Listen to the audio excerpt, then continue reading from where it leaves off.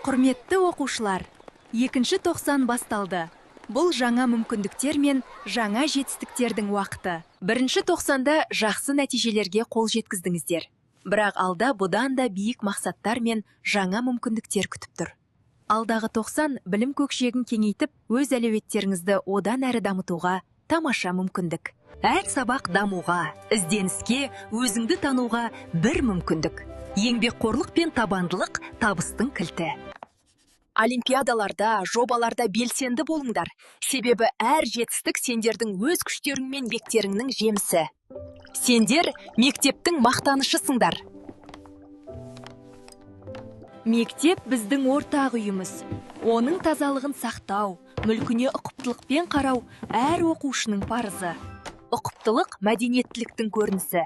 Әр бұрышты таза ұстап, өз ортамызды құрметтей білейік.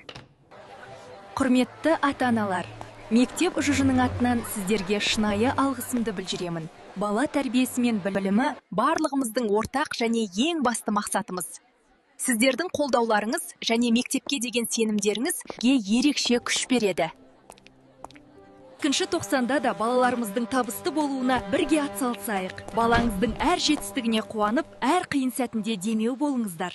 Сіздердің жылы сөздеріңіз, мейірімді көзқарастарыңыз және сенімдеріңіз олардың ең үлкен мотивациясы. Құрметті ұстаздар, сіздерге еңбектеріңіз бен кәсіби шеберліктеріңіз үшін шынайы алғыс айтамын. Білім мен тәрбие беру үлкен жауапкершілік пен жүректен шығатын еңбек. 2-90-да сіздерге шабыт, шыдам және қуаныш тілеймін. Бірлігіміз бекем болса, білім мен тәрбие сапасы да артады. Баршаңызға табысты, сәтті және жарқын 2-90 тілеймін.